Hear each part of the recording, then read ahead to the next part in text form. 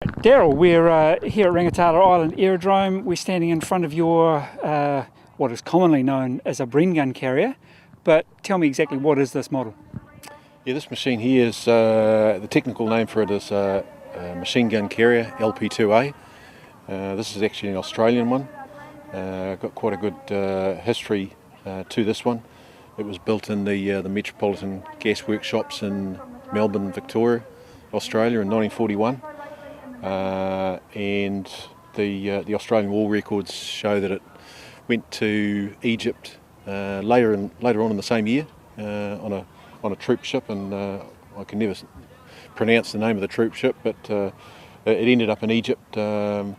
Where it ended up after that point is probably anybody's guess, but undoubtedly it saw some fighting action in the war. Right, so the unit markings on here, what are those?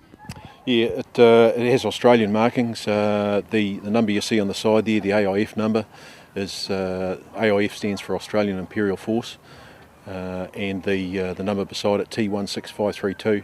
That's basically the hull number, or the military number that it was issued with at the time it was produced and issued to the army. So the gun pointing out the front here doesn't look like a Bren to me. What is it? No, the early machine gun carriers, and these things were later to become known as Bren gun carriers, but the early machine gun carriers had a Vickers gun, 303 calibre, also the same as the Bren, and these would normally have a Lewis gun on the back for anti-aircraft, which would also be 303 calibre. But as the war developed and as these machines developed, the Vickers in the front was replaced by a Bren gun, and the Lewis at the back was replaced by a Bren gun, thus the name Bren gun carrier. So what's the history of this particular model with you? How long have you had it, and where did you get it from? I've had this for about 6 years. I was looking around for a Bren gun carrier, machine gun carrier, for some time, and the best I was offered was a rusty hull and a piece of track. And we just happened to be in Australia holidaying and saw this one and another one for sale over there. And the person that had owned it was a gentleman in Australia. He'd found it in a sawmill in Victoria in the 1980s. Obviously it languished there for some further years, and he eventually got it in about the year 2000. It took him 5 years to restore it, and he only ran it for a little while before unfortunately passed away. So it was in the family hands for a couple of years after that, and then his wife sort of gradually came to the conclusion that she couldn't really look after it and put it on the market, and we just happened to be in the right place at the right time. Great. So used in a sawmill over there, so it sounds like the Australians did pretty much what the Kiwis did after the war and made use of these machines in any shape and form, any industry they could. Yeah, absolutely. Yeah, these machines were sold off by the military after the war, and this particular one, as you say, was in a sawmill. A lot of the armour was chopped off after the war to give users plenty of visibility behind them, and I guess this would have been used for towing bits of timber around or shifting loads of timber, so they were actually put to quite good use after the war. So from a restoration point of view, I mean, what do you know about this machine? I do know that a lot of the Kiwi ones, the steel plate was absolutely cut up, and some of them had very little left to start with. Was that this one in a similar state?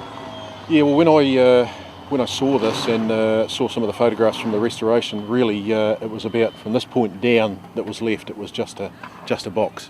So a lot of the metalwork on top had been cut off and removed. The chap that restored it obviously built it from that point up, but he had a second hull to work with as well. So effectively he made one good machine out of two. But yeah, he would have done a lot of cutting and measuring of all the armour plate that was cut off after the war, and he did a pretty good job. Quite good today being able to run around in the paddock here. What's the thing actually like to drive? Yeah, interesting thing to drive. It's very low geared, so while you can start in first, if you do start in first, by the time you get moving and go to change into second, it's already come to a halt.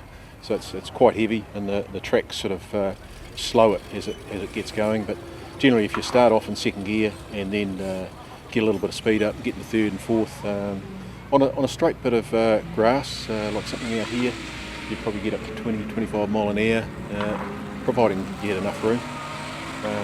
Suspension, despite its sort of 1930s design. Actually gives a really good ride on the rough, and it's really smooth over a bit of grass. And the crash gearbox takes a bit to get used to. Every now and again you grind the gears, but yeah, that's a practice thing, but they are quite a fun thing to drive. Oh, Darryl, thank you very much. Thank you.